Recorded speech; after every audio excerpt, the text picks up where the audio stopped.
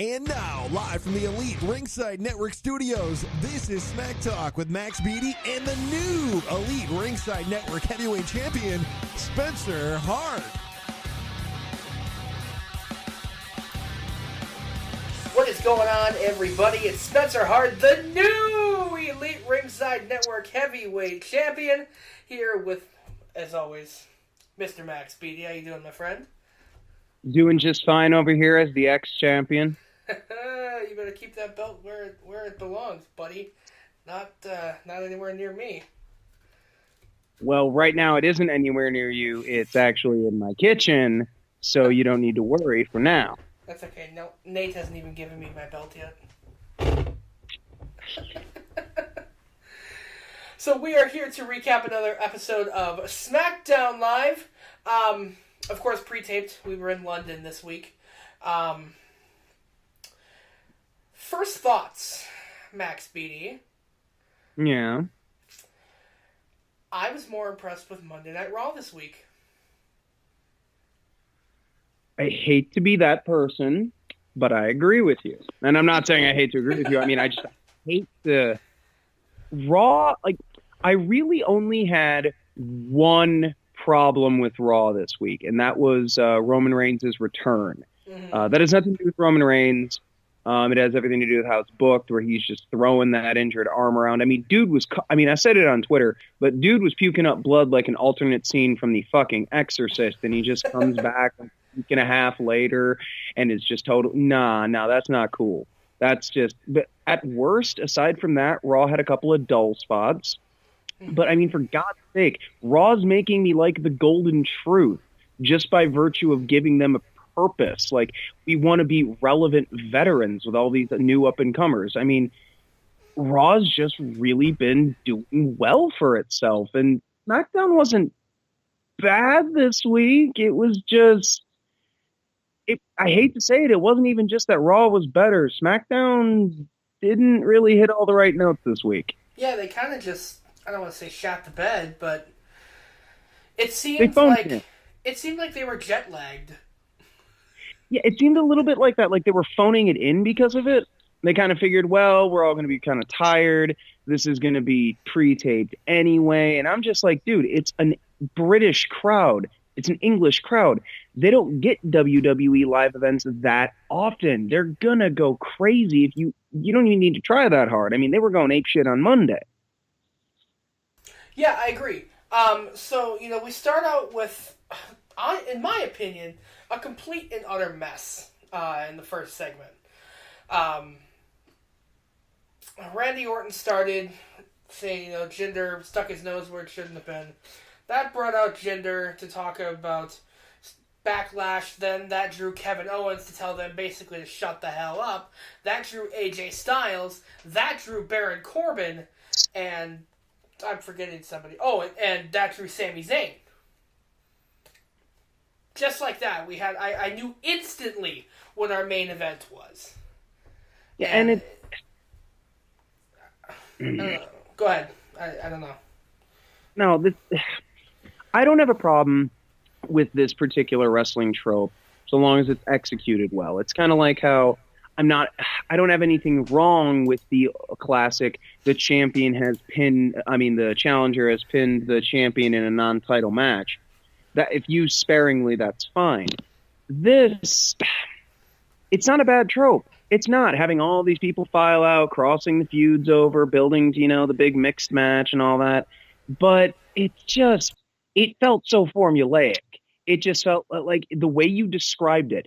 That brought out this guy. That brought out this guy. That brought out... That's what it felt like. It felt like, okay, he came out. You're currently annoyed with him. Go stand out there and grimace at him because it is what WrestleBot 9000 does.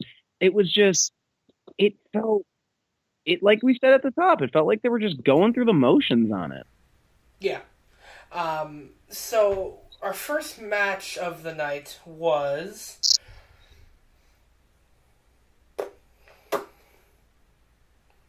I don't even remember. Oh, God. That's only 2 hours ago. Yeah. Damn it. Wow, it Well, shows how well it let's snuck out. let's talk about this. We it was the women's match. Becky Lynch versus Natalya, where Natalya had. Are they really going with the welcoming committee as a thing? Is that for real? What I can tell it is, that must be why I forgot about this shit. This was so boring.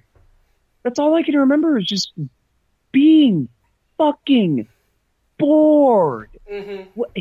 The welcoming committee is boring. The match was boring. It's just, I don't know. I got nothing else. It was just, I knew it was off to a bad start when we came back from break and James Ellsworth was right in our face.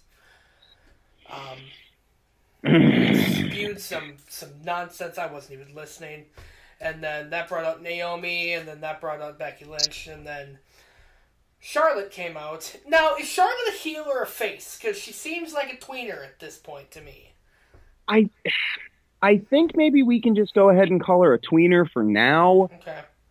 She's not really a heel, but she's definitely not displaying too many face-like qualities. But I would go with tweener just for now, see where it's going to go. Mm-hmm. But just the fact that we have to say we'll see where it's going to go with tweener for now is just kind of, can you not define an alignment for one of the most important wrestlers, man or woman, on the roster right now?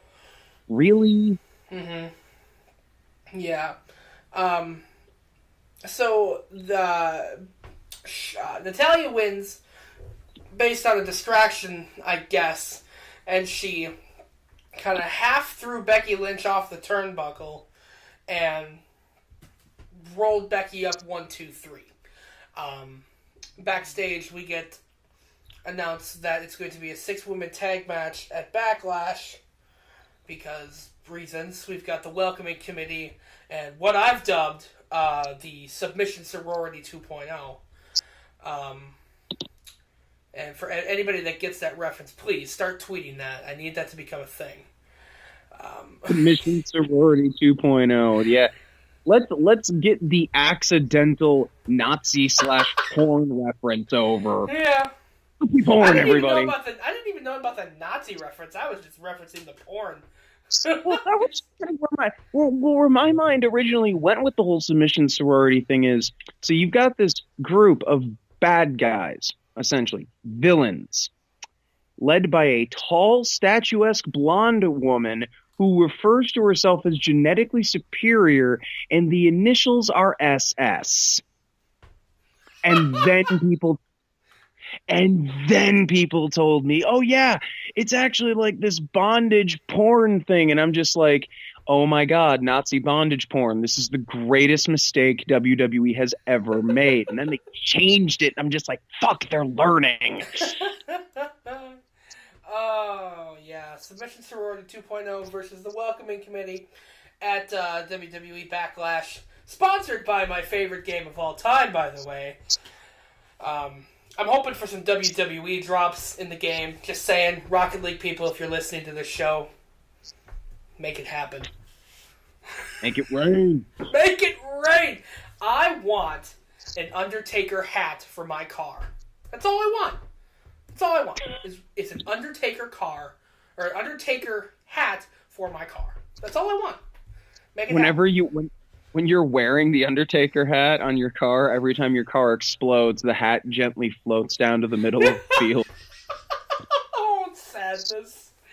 But funny sadness. Laugh through the tears. Yeah. Sad. Oh my God. Okay. Right, so I want to talk about next. I'm so glad that they're saving Shinsuke Nakamura for Backlash. And see, I kind of thought you were going to bring that up eventually, and I was actually having a discussion about this with Zach.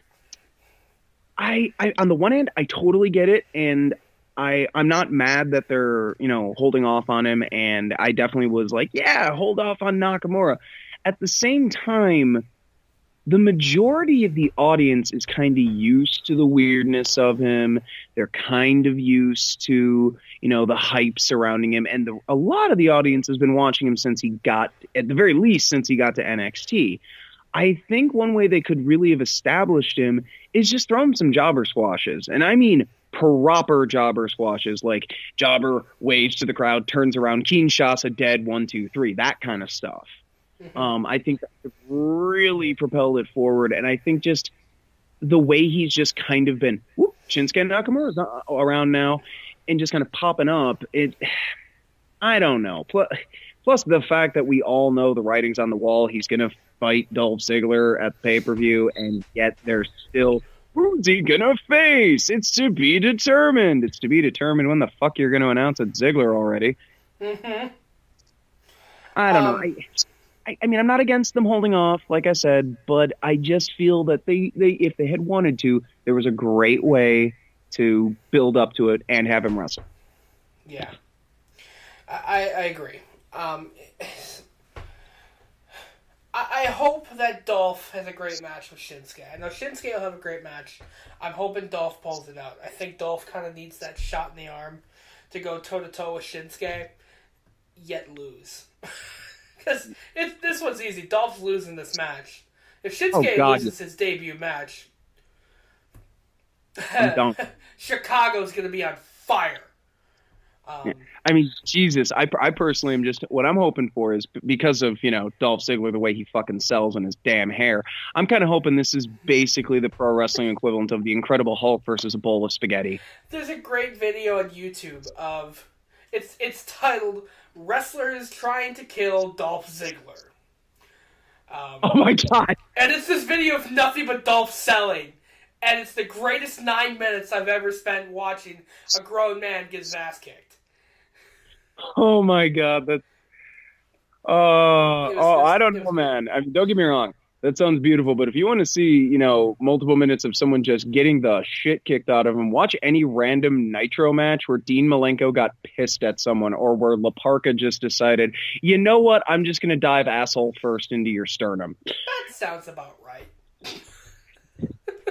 Don't get me wrong. Dolph Ziggler, the way he bumps puts his life in jeopardy. My favorite bumps from Dolph are the ones where he gets Irish whipped into the turnbuckle and then proceeds to have his chest caved in. Oh God, right? Those are my favorite. The first time we saw that, I remember the reaction of you and me. We were both like, what the fuck was that? Now, the question is, does this video cover his most iconic and recurring selling trope, that of selling every single, with his neck, selling everything with his fucking, oh God, I've been drop kicked in the knee, my fucking neck hurts. My neck! My neck! Oh God. If he ever gets in a tag team and they have a long established run, his partner will get super kicked and he'll just grab his fucking neck. Yeah, that sounds about right. Dolph Ziggler, he's going up against the King of Strong Style. I'm looking forward to that match. I think that match is going to be a show stealer. I don't know if I go that far. I don't know, because you look at the match cards so far. You've got Randy Orton versus Jinder Mahal. You've got a 6-woman tag match. You've got Febreze versus the Usos. Honestly, the most appealing match to me on this card is Ziggles versus Shinsuke. I feel like I'm forgetting a match. Oh well. The United States Championship match, Kevin versus AJ. That one's gonna steal the show. I'm sorry. That's fair. Okay. It's Kevin Owens. By the way, Kevin Owens, Face of America gimmick. Holy fucking shit. Can we talk about the Face of America gimmick for a minute? Yes, we can. Oh because we didn't get a chance to talk last week. Of course, those of you who follow us on Facebook, the Elite Ringside Network studios are in a bit of disrepair right now. Sadness. We didn't get a chance to talk last week. I absolutely love the new Face of America gimmick. I do. So, I never thought I would see Kevin Owens in WWE basically doing the evil foreigner gimmick, but god damn it, he is, and he's not